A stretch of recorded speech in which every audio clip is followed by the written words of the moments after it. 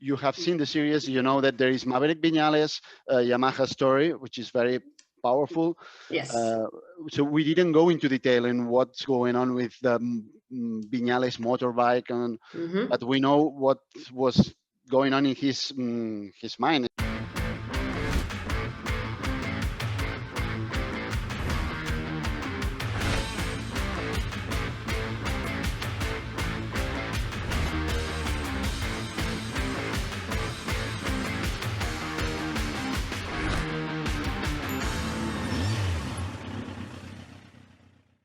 I'm glad to have you here, Arnau. It's really a pleasure. Just, let's say, 2 weeks, more or less, till the MotoGP Unlimited series will be available on Amazon Prime. Clearly, we are already after the premieres. And as I just said before we started the interview, I was lucky enough already to be able to see the whole series, having a special access, let's say. Let's start from the beginning. When was the time you realized or you understood that this series is going to be happen and you will be one of the directors or the main director? Well, I was in the production from the very beginning, because I was working with more or less the same team. We are the same team that we did the Fernando series for Amazon as well. The Fernando, there were 2 seasons. The second season, at the end of the second season of Fernando, was starting the MotoGP season. It almost overlapped the 2 series. So I was there from the very beginning. I was, because I'm working for Media Pro, I'm involved in this kind of productions along with Jaume Garcia, who's the co-director with me. He's more in charge of all the editing part, and I'm more in charge of the content, the script of the series. And we went to Qatar in the first test, just talking to the teams, just explaining them what the project was all about, and that that we will need access to the teams. And honestly, they understood that very well from the beginning. And from the start, we saw that we had very good footage from the very beginning, that we were having these things in the boxes that you usually don't see, or you don't listen, because most of the times you see the rider there just talking to the engineers, but you don't know what they are talking about. And we saw from the beginning, when we received all the material, they said, wow, what we have here is very good. We have to be able to convey all this to the series, and that's what we tried. How should we imagine these first steps that you just mentioned? Going to Qatar in 2021 for the test, and start to discuss with the team managers, team principals, I guess. It was one by one. How was their first reactions? Whether you faced anything similar that we can hear what happened, or we know what happened in Formula 1 in their series, that the bigger teams completely denied to be involved, at least in the first season. Yeah, we talked one by one with each team, and we told them very sincerely that we needed this access, to be honest, to show the reality of what was going on in the championship. And I think that they understood it very well. I mean, of course, they are reluctant to show some of the stuff, because that that there is a lot of confidential issues in all the motorsport events. And we told them that we were not interested in technical issues. Of course, we won't be there showing all the data they produce, or the telemetrics, or all this stuff. We are interested in human stories. We don't care about the devices that they use. We are interested in as if it affects the story, a human story, but not the technical issue itself.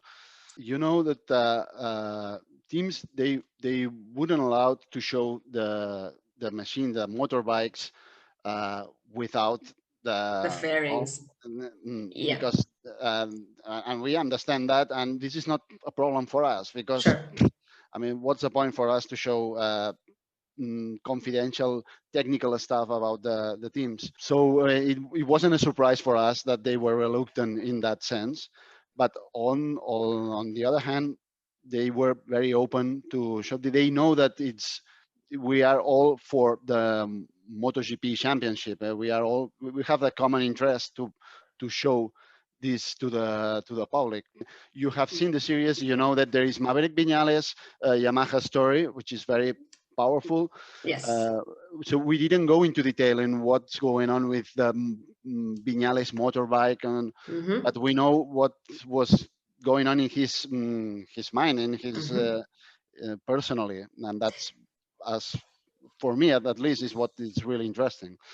And even if you were careful, as you just said, what to edit and what to put in the final result, did you have to show the episodes or the given parts where a team is being able to see and get an approval, let's say, or the agreement was that, okay, guys, we know the rules, but you also have to trust us, and sorry, but it's not possible that we go through on your approval procedure. Yeah, well, there is a kind of a compromise, and Mhm. we know what's really sensitive, and we have to be just sensible and say, okay, this maybe it's in the line, and when we don't, there is a thin line always, and what you think is interesting and what they think, well, that's against us, and you always talk and you say, okay, let's do that. Maybe it's not exactly what you would like to show, Mhm. but we understand that that's in the this kind of production, and they understood that, and there was no really issues that they said, okay, that's impossible, and we reached a good compromise. But did you have to show them the episodes before? Some bits we told them, okay, we have this, Mhm. we think it's interesting. They say, oh no, don't show that. I say, yeah, but you have to understand it's Mhm. important.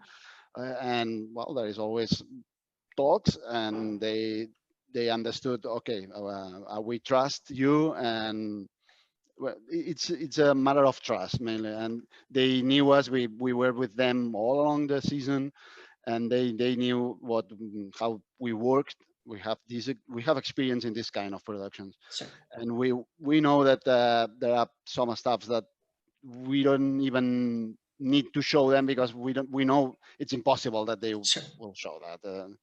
But a yes and no question. Was there anything you had to cut out? Yeah, the, we showed them some stuff. Yes, the answer is yes. We showed them, but there was no problem. Okay. Okay. So how should I imagine that now you're traveling all the races? You have to Sorry. be there. You are Yeah, traveling and follow all yeah. the races. Not myself. Okay. I traveled in some GPs, Mm-hmm. but because there was the amount of material, the amount of footage that we received, it was so huge that I need to be in the editing room Okay. receiving all. If I travel in every GP, it wouldn't be feasible. And there was this team, the cameramen, Correct. sound technicians, the director on set, production staff. They were always there in the GPs, and then even off circuit, there was always this footage to record Mm-hmm. in their homes and when they were practicing or whatever. There has been a lot of shooting. I can imagine. And actually, this is one of my questions. If you are aware of the numbers and can tell us more or less how many, or maybe precisely, how many hours of raw materials you had during the Yeah, whole season. that's a question I usually have, and I'm not I'm never able to answer this in terms of hours. Mm-hmm. I You have to think that maybe in terabytes. That's Mm-hmm. maybe after GP we had 11, 12 terabytes of, which is A lot. lots of hours. So I don't know if I answer you. I don't have. Maybe I should find out how many hours we have of rough, but I really don't know because I mean we didn't care about to count the hours, but if you figure out 10 terabytes per GP, and there were 18 GPs, it's huge. If I'm not mistaken, maybe you started with just a couple of cameras and then you extended that stuff. Is that correct? More or less. At the start, we started with a smaller team, but it was more. It was just I think just the first GP. The second GP, it was already the full team. So it was. It's not very important the start, because it was more difficult to get in motion the whole team.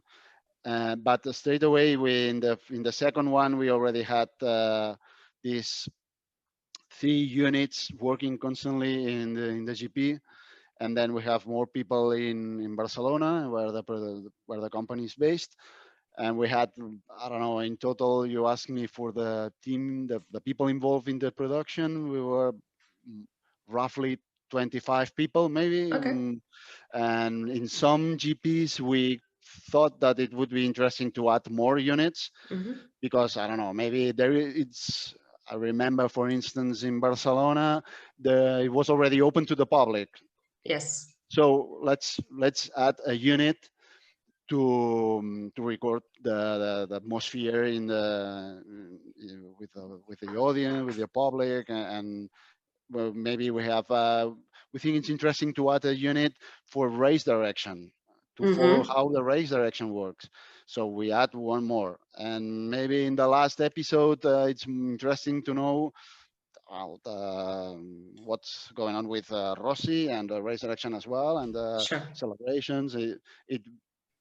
It varies a little bit depending on the GP. What was the biggest challenge?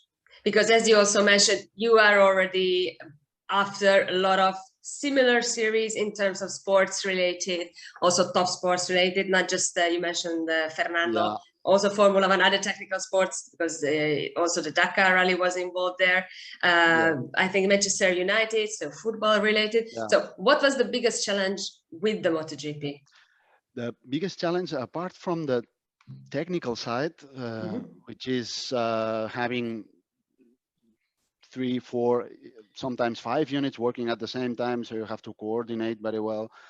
But this, for me, I mean, my part, which is the content, it's what has been very challenging is to tell the story about so many characters at the same time, showing what's going on, what's happening to them as the season goes on. Because the nature of the competition is that you never know what's going to happen. Exactly. So you have to bet on some characters, and you never know what's going to happen, which is the good thing about the competition. But for us, it's very challenging. And that, for me, was the most difficult part, is to deal with lots of characters and to choose what's important for us, and to discard, to rule out footage. It's a bit of a mix that you bet on some riders. I mean, of course, you know that Marc Márquez is going to be an important rider, or Rossi, because Rossi is Rossi. But then suddenly you have I don't know. Suddenly you have Ducatis going very well, and you have this rookie.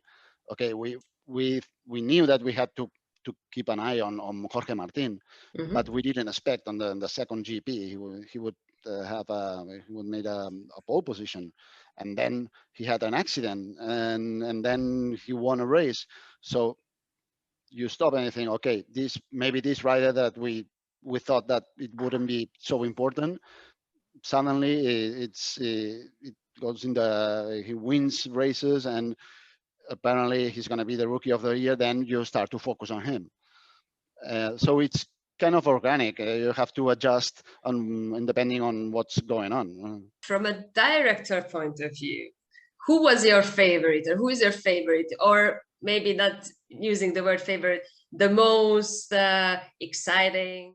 For me, there are some characters that maybe are not so well known for the public as, I don't know, there is a rider, Aleix Espargaró, is riding for Aprilia. He's not there in the podium all the time, well, just once this season. But I mean, the character is great. I mean, he's so passionate. And I mean, I would love to have him winning and to show him in every GP.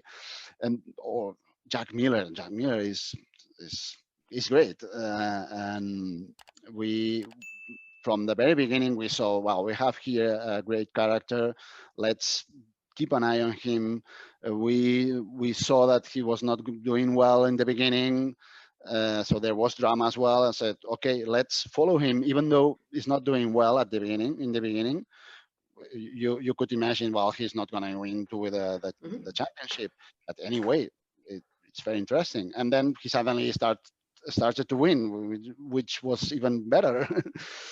And that's what happens. That you get interested in characters that maybe are not expected to be winning, but as for their personality, you think that's very interesting.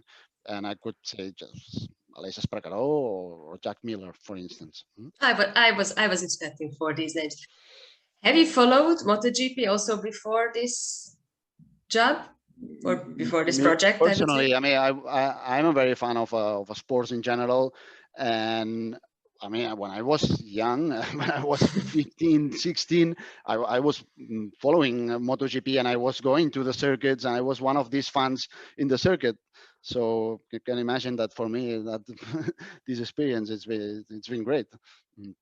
Do you have already some ideas who's going to be the main characters for season 2, and also whether you're planning to follow the same structure?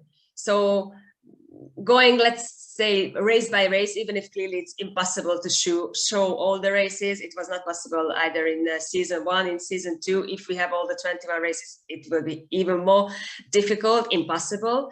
But also you follow the chronological order more or less. Is the idea to do the same in season 2?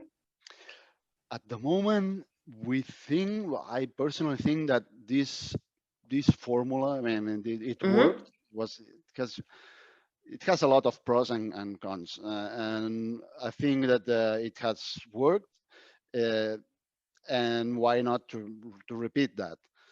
Having said that, I mean, we are very open to change some of the linear stories if we need to. We have to be for the story, and I don't know. I'm just saying that maybe at some point we need to have a flashback, and I don't know. But answering your question, yes. I mean, the idea is to repeat the same structure, but there will be some new faces in the championship.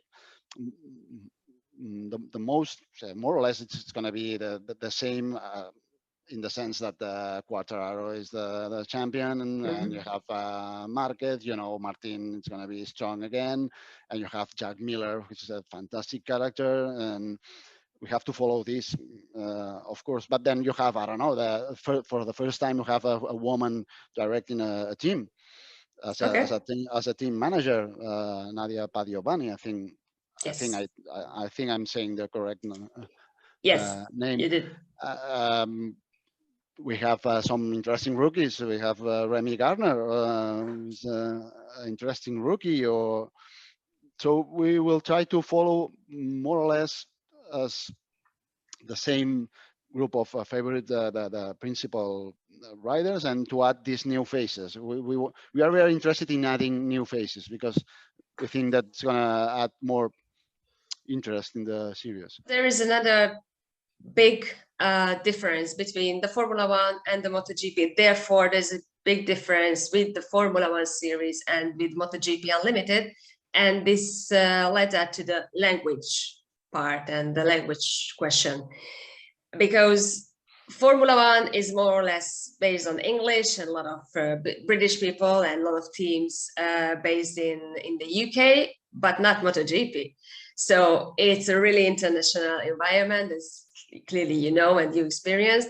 How this made the whole process and the whole series preparation and production more difficult for you as a director? I mean, this language issue for me, I mean, there is no. So we are trying to show the riders and teams in their environment and to show in the most sincere and authentic way. If they speak Spanish, Catalan, French, English, Italian, so we have to show them speaking their own language. I won't ask Marc Márquez to speak English with his brother. I mean, that wouldn't make sense.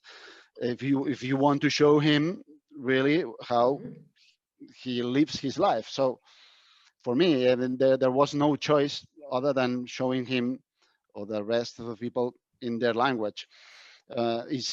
Is a fact that in MotoGP, Spanish, Italian is very important because most of the riders are Spanish, Italian, just a few non-Spanish or non-Italian speakers. So then we show them as they speak, and we add English speakers, journalists, and Spanish as well, and Italian, and we tried to show the reality of MotoGP.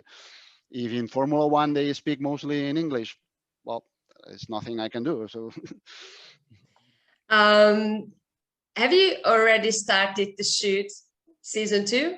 So during the winter season, did you do something? We have done some, but honestly, just not much. We are about to start shooting in just a few days. We are starting. But before Qatar already. Yes, I mean we've done just a bit, and we are getting all the team together again to start fully next week. Did you get any access to Marc Márquez during the winter time, because he just went through again a difficult period? We've been in contact with him and his inner circle, and we haven't shot anything with him yet because well, he has been through this experience and he didn't want to show anything now. But I hope that we'll have him fully in the project for the next season. This will be the longest season ever in MotoGP. 21 races, and clearly the crew, the cameraman, the director on field, they have to follow the whole season. Is it possible to have the same crew? Because it's important. I talked to a couple of riders and they told me that it's important that, you know, step by step, they get used to the cameraman, used to the crew, get know each other a little bit. It's important to open the riders more. But I think it's a difficult part also for the crew, isn't it? You are totally right. That's it's very important, and it's exhausting as well to follow the riders throughout the season. We will try to do the same, but maybe we have to change in some GPs. I know, because there will be a lot of travels, long journeys for the crew. We'll find the way for the riders to have a crew that they trust in. Besides, we have already opened that door, so they know us, and maybe now we are more flexible in this in this aspect that you mentioned, that it was very important that the riders know the crew. I mean, we are very aware that this is important, and we'll try to keep it that way, even though it's going to be difficult. Yes. Who was the godfather of the series? So who picked up the title, and when it happened? Did you have the title from the beginning, or you had the final result and then you said, okay, this is a good one? No, the title for the series, it's been a nightmare, because we thought lots of titles, and we what we wanted is something that conveys this idea of that we are off limits, in the sense that we are going beyond what you usually see. And we always work with these titles, playing with words, with limits, off limits, or beyond the track. So we wanted something like that. And at the end, this unlimited title came up, and we thought, well, that sums it up. Was it an option not to include MotoGP? Did you have any, not to have MotoGP in the title? Yeah, no, we added because we wanted to put it in the title. That's something that really you identify straight away. That's about MotoGP, but it wasn't at all something that we had to include. It's something that we wanted. We dealt with other titles without MotoGP. So, no.